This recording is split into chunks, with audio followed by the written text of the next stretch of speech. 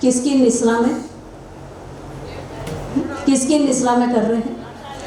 आचार्य भगवंत की निस्ला में कर रहे हैं, जो जिन शासन के तीर्थंकर के अभाव में तीर्थंकर स्वरूप समझे जाते हैं, गिने जाते हैं, माने जाते हैं, ऐसे 36 गुणों के आराधक आचार्य भगवंत की निस्ला में ये पर्युषण महापर्व करने का हमें सौभाग्य मिला है। पर्युषण महापर्व का मुख्य यदि संदेश है, पर्युषण महापर्व का यदि मुख्य लक्ष्य है भाग्यशालियों, ये पर्युषण महापर्व ये प्रदूषण का समाधान है। पर्युषण महापर्व प्रदूषण का समाधान है ये पर्युषण महापर्व। प्रदूषण पर्यावरण का रहता है, हम प्रदूषण केवल पर्यावरण का ही समझते हैं कि पर्यावरण का प्रदूषण बहुत बढ़ रहा है, बहुत बढ़ रहा है, लेकिन हमारे ज्ञानियों की दृष्टि में हमारे विचारों का, हमारे मन का जो प्रदूषण बढ़ता जा रहा है, उस प्रदूषण का समाधान यदि कोई है तो ये पर्युषण महापर्व है। इस पर्युषण महापर्व में हम अपने विचारों का जो प्रदूषण हमारा फैला हुआ है, जो कुसंस्कारों का प्रदूषण हमारा फैला हुआ है, जो मिथ्यात्व का प्रदूषण हमारा फैला हुआ है, उस प्रदूषण के समाधान के लिए इस पर्व की आराधना करनी है। इस पर्व की आराधना के लिए सबसे पहले हमें अपने आप का निरीक्षण करना होगा, क्योंकि अभी गुरुदेव ने बताया कि ये पर्युषण महापर्व आत्मशुद्धि का पर्व है और किसी चीज का नहीं। ये हमारे जीवन शुद्धि का, आत्मशुद्धि का पर्व है और आत्मशुद्धि के पर्व को सार्थक करने के लिए हमें स्वयं को समझना होगा, स्वयं को पहचानना होगा।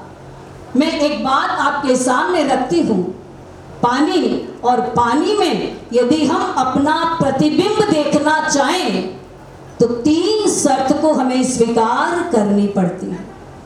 पानी में यदि हम अपना प्रतिबिंब देखना चाहें, अपने आप को निहारना चाहें, अपने आप को समझना चाहें, तो उसके लिए हमें 3 बातों को स्वीकार करना पड़ता है, 3 शर्त को मंजूर करनी पड़ती है।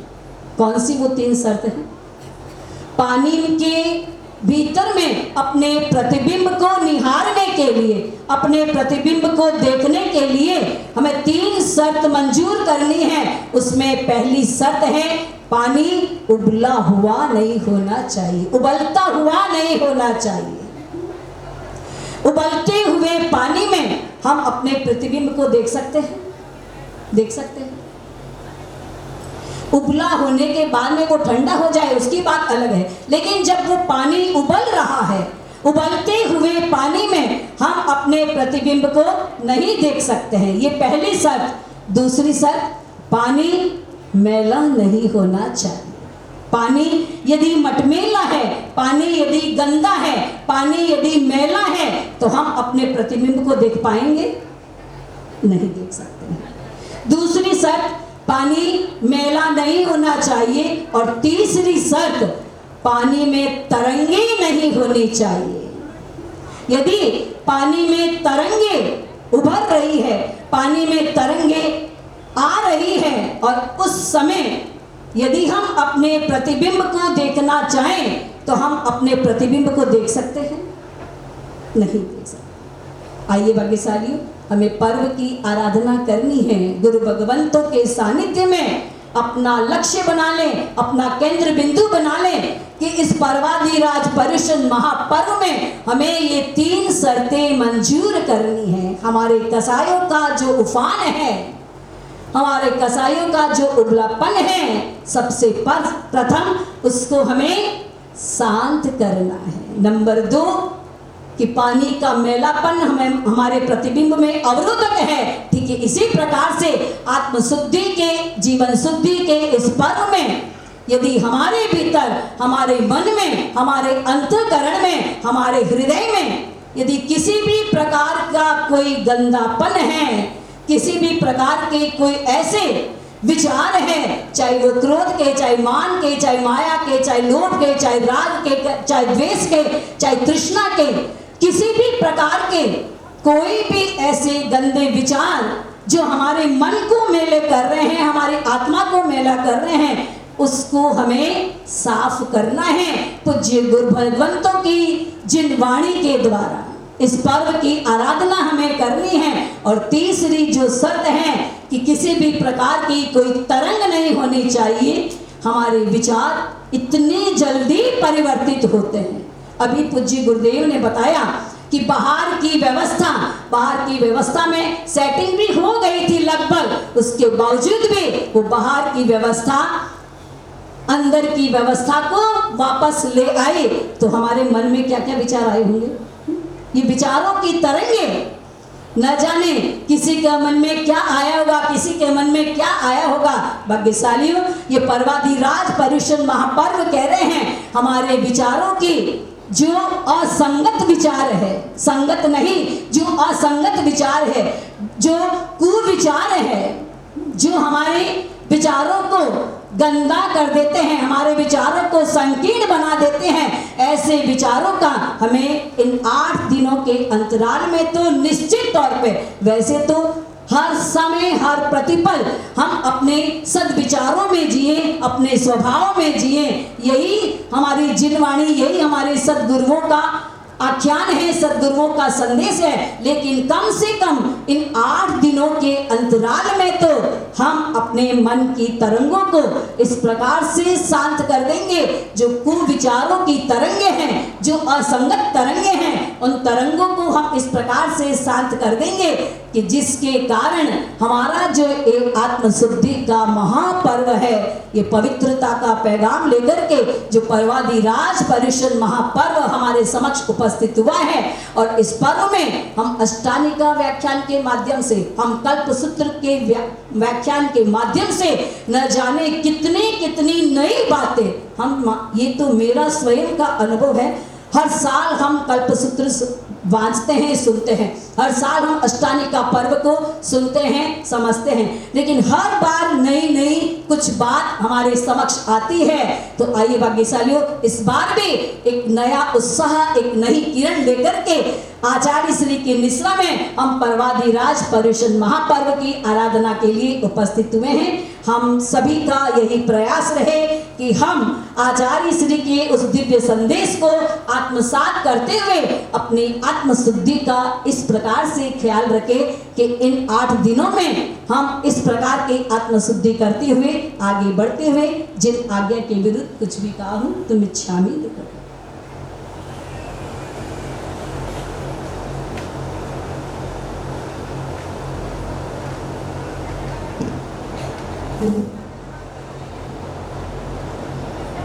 शासनपति भगवान महावीर स्वामी के चरणों में वंदन नमन। जिनके स्मरण मात्र में सफलता के स्वस्तिक का सर्जन है, ऐसे अनंत लब्धि निधान गंधर्व गौतम स्वामी जी महाराज के चरणों में वंदन नमन। जिन हस्ती से जैनों की बस्ती है, ऐसे चारों ही दादा गुरुदेव के चरणों में वंदन नमन। गणनायक शिरोमणि सुख सागर जी महाराज के चरणों में वंदन नमन। खड़तर गच्छाधिपति स्वर्गीय आचार्य भगवान श्री जिन महोदय सागर सुश्रा जी महाराज साहब के चरणों में वंदन नमन। मधुरता और मृदुता के ओवरफ्लोइंग टैंक, सत्य संयम साधना में वन सुपर रैंक, संयम सारथी शासन प्रभावक मम जीवन सतपथ प्रदर्शक परम पूज्य गुरुदेव आचार्य भगवान के चरणों में वंदन नमन। Faster than Google, just dial for each and every question. स्वाध्याय रसिक परम पूज्य सम्यक रत्न सागर जी महाराज साहब के चरणों में वंदन नमन। रत्नाधिक मुनि भगवंतों के चरणों में वंदन नमन। उपस्थित साधु जी भगवंत, साध्वी जी भगवंत एवं धर्म प्रेमी।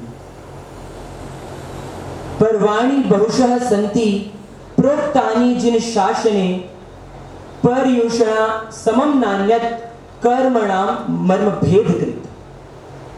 क्या कह रहे हैं कि लोकोत्तर ऐसे जिन शासन में पर्व तो अनेक हैं, लेकिन पर्वाधिराज पर्युषण जैसा कोई भी दूसरा पर्व नहीं है। इसका कारण क्या?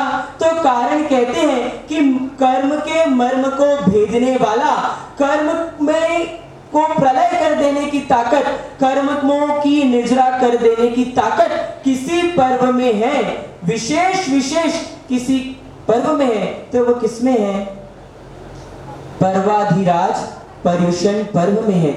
जैसा कि अभी आचार्य मानस साहब ने भी फरमाया कि पर्वाधिराज पर्युषण पर्व आते ही सबके मन में धर्म को लेकर एक अलग ही उमंग आ जाती है। छोटे से छोटे बच्चे हों, युवा हो या बड़े से बड़े बुजुर्ग हों, सबके मन में धर्म को लेकर एक उमंग होती है कि प्रवचन में जाना है, प्रभु की पूजा करनी है, दोनों समय प्रतिक्रमण करना है, इत्यादि धर्म से जुड़े हुए कार्य करना है। होता है नहीं होता है? होता है कि नहीं? इसका कारण क्या? कि पर्वाधिराज पर्युषण पर्व में, उस पर्व में स्वयं में ऐसी पवित्रता है, ऐसी पावनता है और ऐसी ताकत है कि वो भक्त हृदय को क्या कर देता है? परिवर्तित कर देता है, परिवर्तित कर देता है। और ऐसे ही कितने भक्त हृदय आज इस बीकानेर की धरती पर विराजमान है। और बीकानेर के लोग कैसे होते हैं? भोले और भद्रिक। भोले होते हैं क्या बीकानेर में? सब भोले ही हैं। तो बस जैसे बीकानेर के सब लोग कैसे हैं? भोले ही हैं। तो ऐसा ही एक भोला व्यक्ति बीकानेर से, जिसका नाम होता है जेठालाल, वह जेठालाल नाम का व्यक्ति बीकानेर से मुंबई